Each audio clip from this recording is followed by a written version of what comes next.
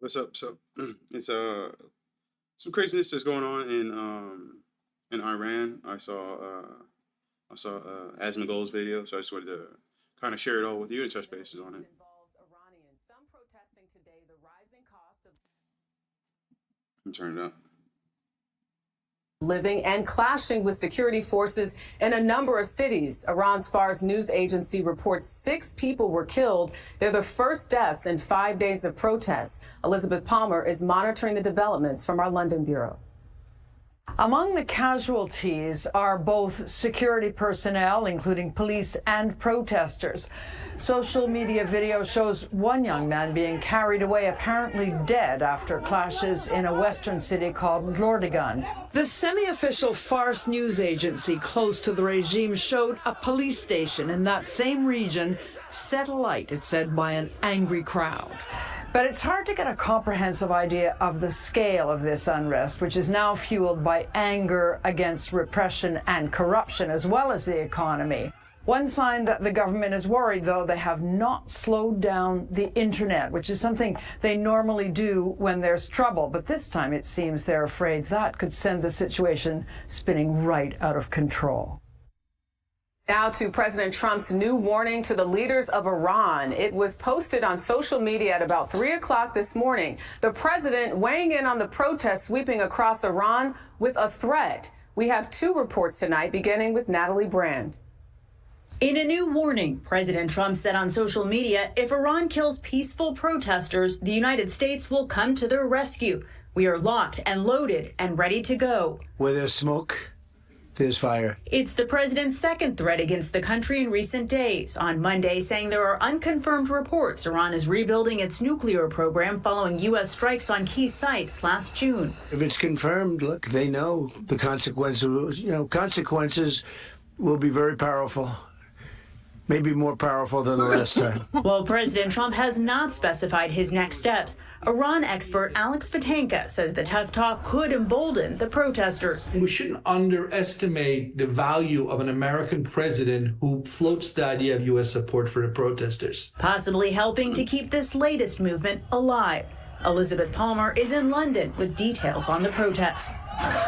Right now, social media videos are our only window on this unrest, as journalists aren't allowed anywhere near it.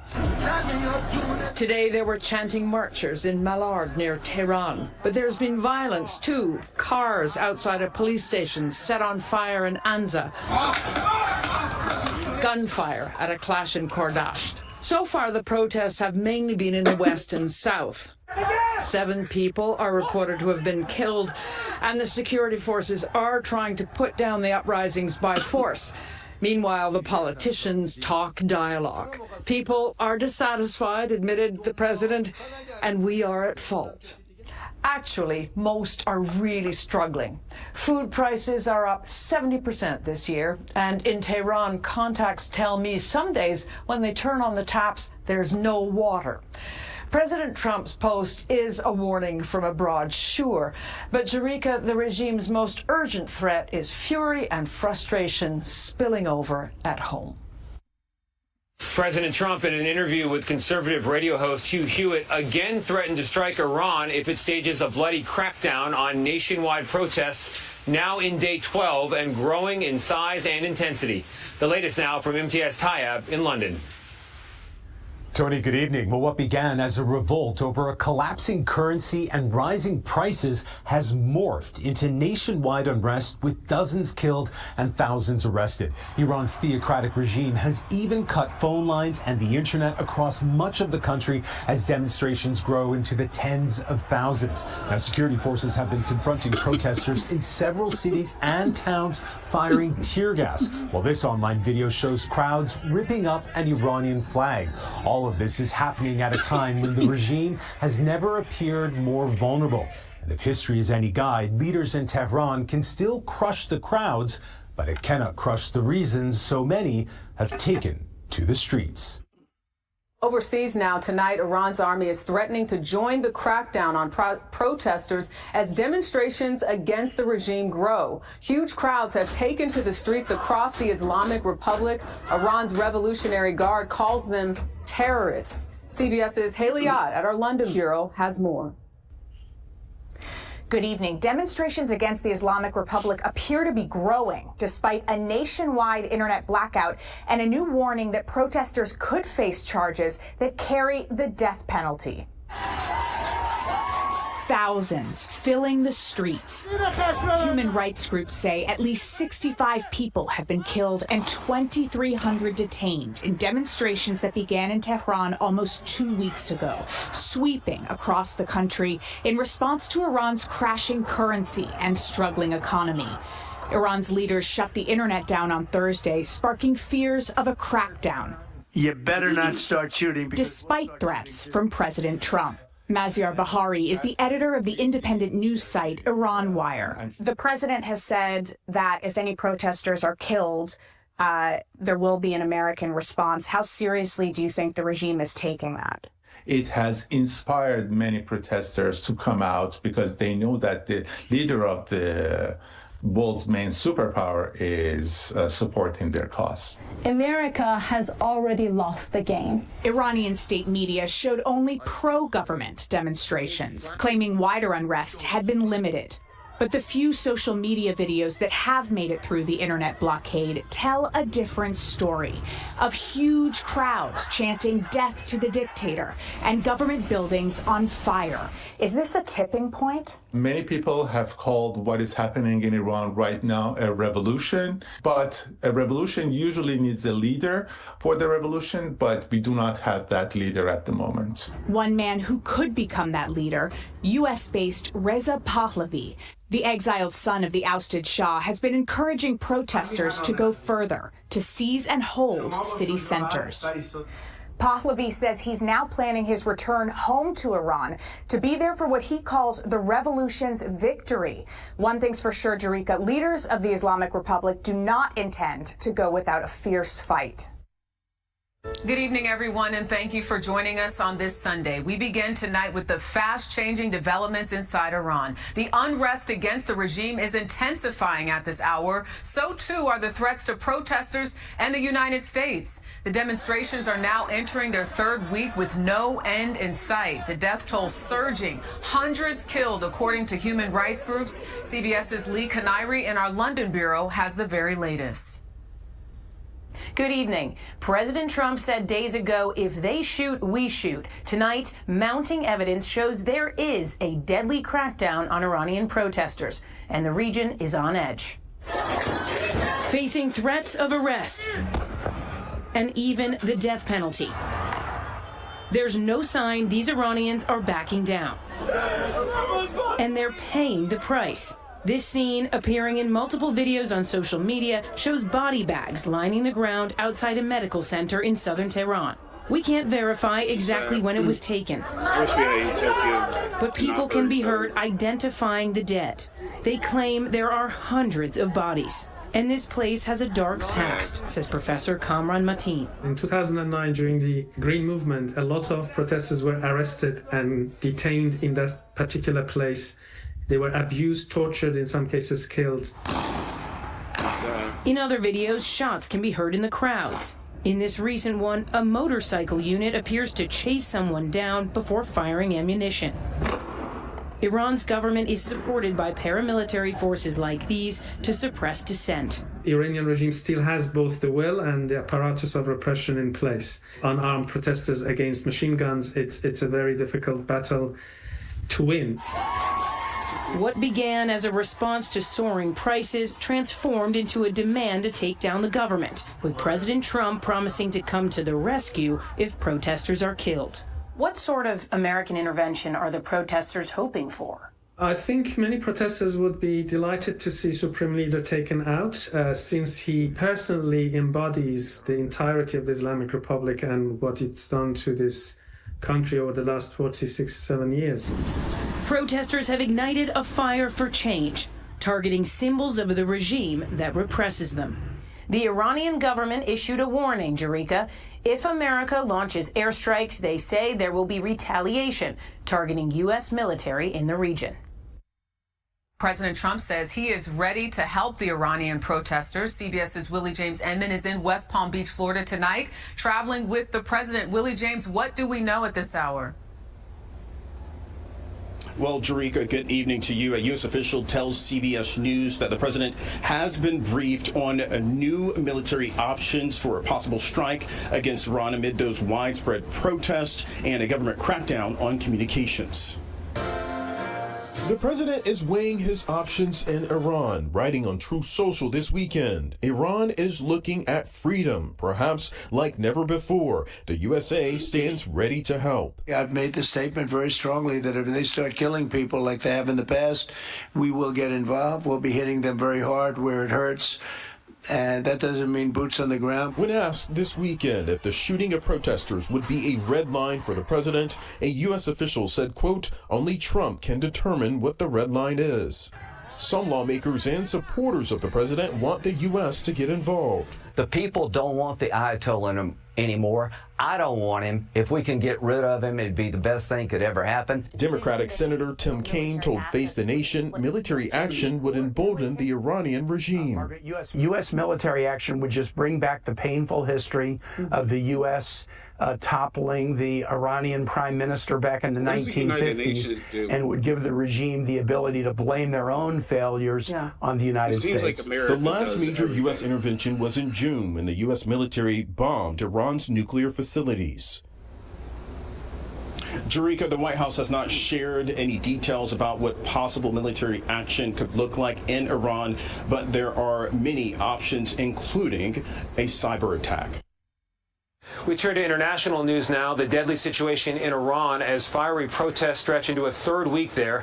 President Trump has been threatening U.S. military action if Iran's leaders continue a lethal crackdown on their own citizens. Now he says the regime wants to negotiate.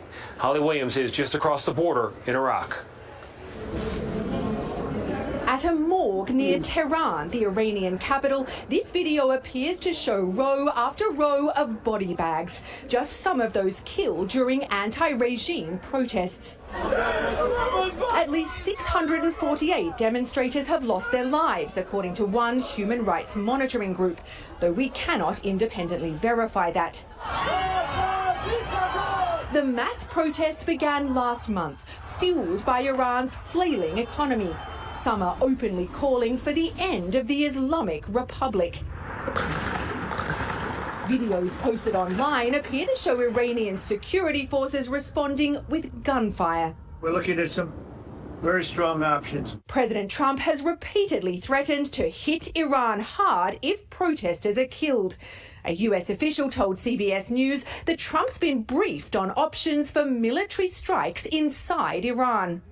The Iranian government held its own rallies today, warning it'll retaliate against any U.S. attack. We're ready to face you, said the Speaker of Iran's parliament. Come and see what will happen to American bases, ships and forces. But President Trump said Sunday that behind closed doors, the Iranian regime is seeking a diplomatic solution to this crisis. Yesterday, the leaders of Iran called. Iran wants to negotiate, yes. We may meet with them. Iran's threat to retaliate against a U.S. attack is concerning where we are, just across the border in Iraq. Tony, there are U.S. bases here in Iraq and around 2,000 American troops. Our own Nora O'Donnell sat down with the Crown Prince of Iran, who's been living in exile in the U.S. since 1979. That's when his father, the Shah, fled during the Islamic Revolution. Nora, you asked him what he thinks America's role should be in Iran. What did he tell you? Good evening, Tony. That's right. Well, Reza Pahlavi wants the U.S. to intervene and take action, something the U.S. government has been reluctant to do in the half a dozen anti-regime uprisings in Iran since the 2009 Green Movement, when millions demanded democratic reform. Reza, I heard you say this weekend that the U.S. should, quote, cut the snake's head off for good and, quote, make sure this regime goes down for good. Are you pushing President Trump to initiate regime change? The president is clear when he says that he stands with the Iranian people. And he, like anybody else, believes and so do I, that ultimately it's the Iranian people who determine their own fate, and it should be at their hand that change is brought. Solidarity with the Iranian people is ultimately supporting them in their ask, and their ask is that this regime has to go, and we have to overcome the obstacles by putting an end to it, and ultimately, as a result of that liberation, be able to finally be unshackled and free to establish a democratic alternative and come back to the world of nations that can work together for a different future. Tony Pahlavi wants to lead a new transition, but he hasn't been in Iran in some 50 years since he was a teenager, and it's not clear how much support he really has. And there are a lot of questions from analysts and Iranians about his suitability for leadership, his lack of experience, and whether he'd represent a return to monarchy or a path to democracy. There's a key meeting at the White House tomorrow where the president will look at military options. Tony? Nora O'Donnell with the Newsmaking interview. Nora, thank you very much. There are reports tonight out of Iran that at least 12,000 people and possibly as many as 20,000 have been killed in the regime's crackdown on anti-government protests. Elizabeth Palmer in London has the details. There was intermittent cell service again today in Iran, and information is trickling out about thousands of protesters killed by security forces. Here you can see Tehranis looking through bullet-riddled bodies in the medical examiner's compound searching for loved ones. We counted roughly 400 dead here. Contacts in Iran also tell us that security forces are threatening hospital staff to turn over the names and addresses of wounded protesters. And one protester is due to be executed tomorrow. Family members. Americans woke up this morning and they saw that you said help is on the way. Yeah. What do you mean by that? Well, there's a lot of help on the way, and in different forms, including economic help from our standpoint, and not going to help Iran very much. And, you know, we put Iran out of business with their nuclear capacity, and now, depending on what's actually happening, nobody's been able to give us accurate numbers about how many people they've killed. Well, on that point, it looks Mr. like President, it could be a pretty substantial number, and that's going to be a lot of problems for them. a lot of problems. On that point, you did say the U.S. would get involved if Iran started killing protesters. Yeah. They have, by the many thousands, according to reports. Well, we'll see what that is. I've heard two numbers, but we'll see what that is. Well, now we're hearing that they're going to start hanging protesters tomorrow. So it comes back to the question, have they crossed your red line, or has the line moved? I haven't heard about the hanging. If they hang them, you're going to see some things that I don't know what your where you come from and what your thought process is, but you'll perhaps be very happy. What do you mean by that? We will take very strong action. If they do such a thing, we will take very strong action. And this strong action you're talking about, what's the end game? The end game is to win. I like winning. How do you define that in Iran? I like winning. Well, let's define it in Venezuela. Let's define it with al-Baghdadi. He was wiped out. Let's define it with Soleimani. And let's define it in Iran, where he wiped out their Iran nuclear threat in a period of about 15 minutes once the B-2s got there. And that was a complete obliteration, as it turns out, which is what I said initially. Then some questioned it, and they said, you know, Trump was right. So we've been right about everything. We don't want to see what's happening in Iran happen. And, you know, if they want to have protests, that's one thing. When they start killing thousands of people, and now you're telling me about hanging, we'll see how that works out for them. It's not going to work out good. Turn now to Iran. President Trump said today that his administration has been told, quote, on good authority, that the Islamic Republic is stopping its deadly crackdown on anti-government protests. We've been told that the killing in Iran is stopping, and it's stopped, and it's stopping. And there's no plan for executions or executions. So that comes as we get word of a 26-year-old man sentenced to death for participating in those protests, though we're also learning his execution tonight has been postponed. And Imtiaz Tayeb in London tonight tells us about one of the thousands of protesters who have already been killed.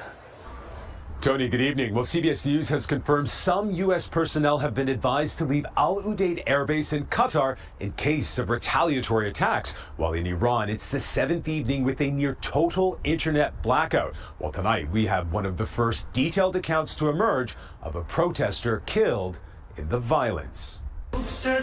Her name was Rabina Aminian. The 23-year-old studied fashion and textile design in Tehran. sharing a bright, creative life online.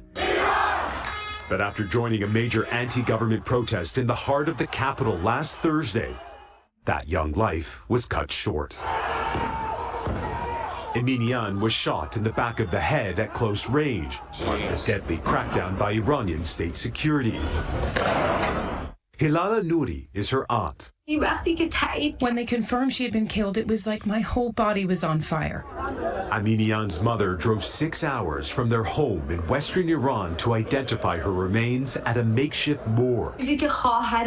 My sister saw hundreds of bodies lying on top of each other. All of them had been shot in their heads and their necks. She had to look at all of their beautiful faces before she found our dear Rubina.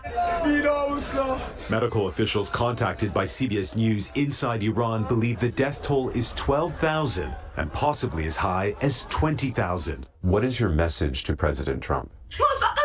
We only want Supreme Leader Khamenei's blood. We don't want anything else. And as this crackdown deepens, Tony, the fear is Iran's leaders are trying to brutalize yet another generation into silence. Absolute craziness. So these are the notes I had, not the notes, but like some of the things I was looking up and stuff, because I was a bit curious, because I don't know anything about like what's going on, but they did touch bases on like the rising prices and stuff from the government, and they want to overthrow the government and stuff like that. But here's like a current high-level summary of the major issues in Iran, covering domestic political strife, economic collapse, human rights, and external tensions. The situation is fluid and evolving rapidly. Iran rounds up thousands in mass arrest campaign. Iran appears to, to ease internet blackout as costs of shutdown mounts. EU lists Iran paramilitary revolution guard. The massive domestic unrest and political crisis. Widespread protests and the largest since 1979 Islamic revolution erupted in late 2025, initially over dire economic conditions and price spikes, but quickly broadened into open anti-regime demonstrations across all 31 provinces. Demonstrators have called for political change, accountability, and even regime overthrow. The government crackdown has been extremely violent and extensive. Tens of thousands of people have been arrested nationwide in a sweeping campaign to stifle dissent,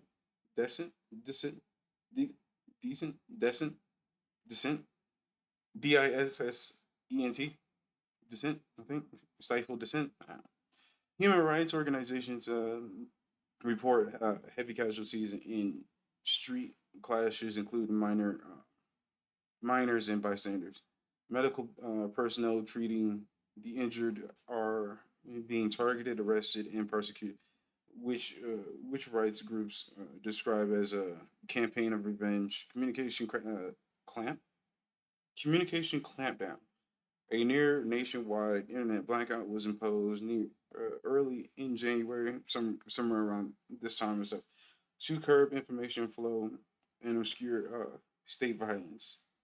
The deep economic crisis. Iran's economy is in severe distress, driven by multiple structural factors. High inflation, around 40 to 50%, and deep currency depression have gutted purchasing power, especially for food and essentials. A decline economy has pushed a large segment of the population towards poverty and malnourishment.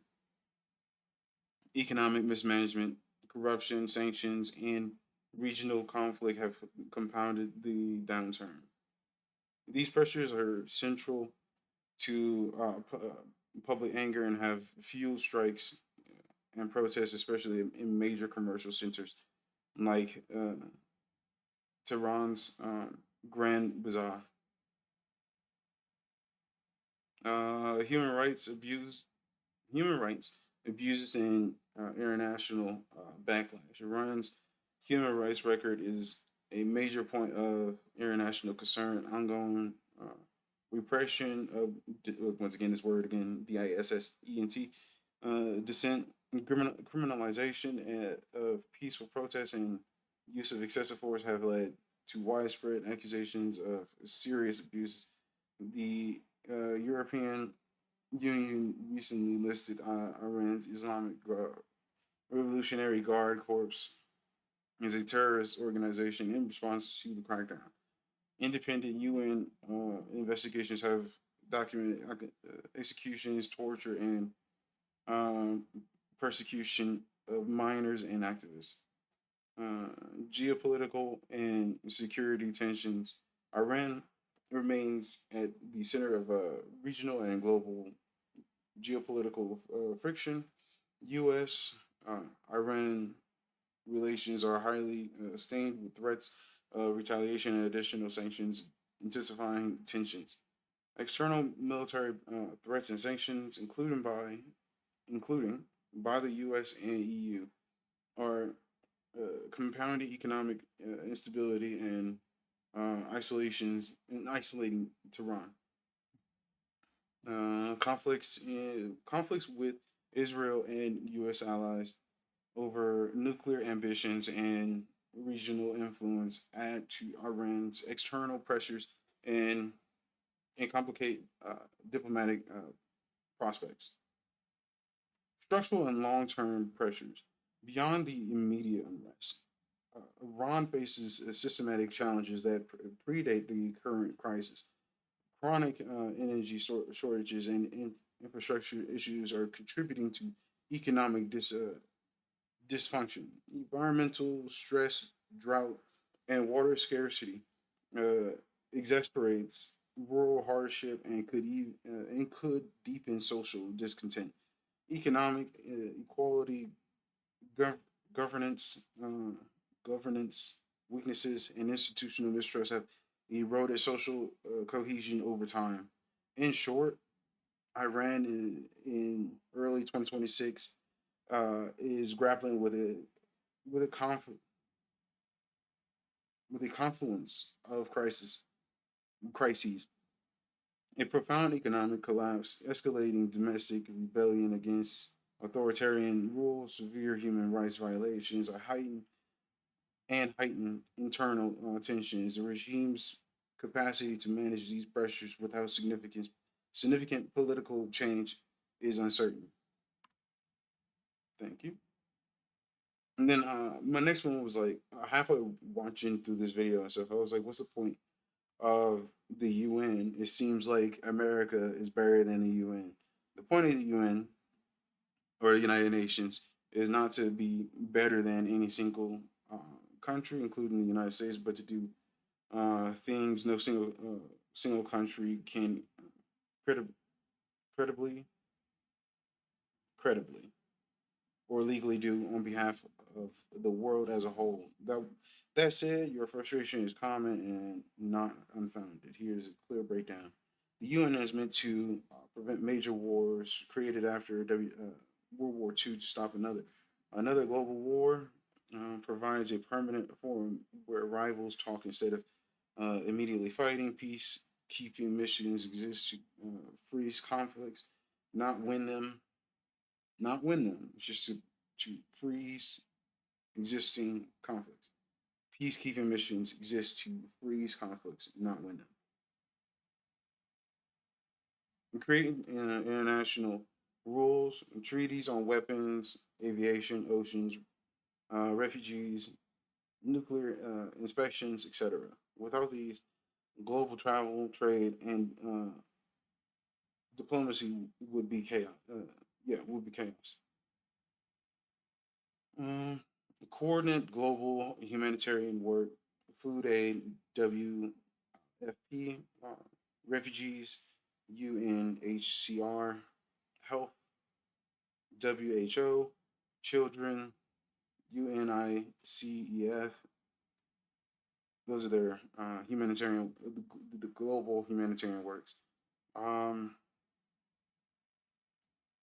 These operate in places the United States military or government cannot legally or politically enter, provide legitimacy, UN approval, gives actions eternal international backing. This matters for coalitions, sanctions, and post-war reconstruction. While the UN looks weak and often is, the UN has no real enforcement power. It has no army of its own. It relies on member states to act. The Security Council is structurally broken. The US, Russia, China, UK, and France can veto anything. If a major power is involved in wrongdoing, the UN is often paralyzed. It moves slowly by design. Consensus-based systems trade speed for broad agreement. That's terrible and fast-moving. That's terrible and fast-moving crises.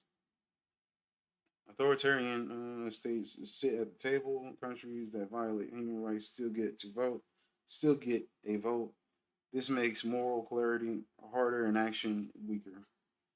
While America often looks better by comparison, the United States can act decisively. Military sanctions, aid, no need for 190 approvals, can project power instantly. The U.S. forces outcomes. The United Nations talks, the United States enforces. That makes the U.S. appear more effective in crises. The U.S.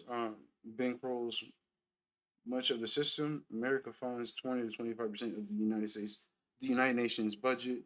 When the United States leads, things move. When it doesn't, they stall.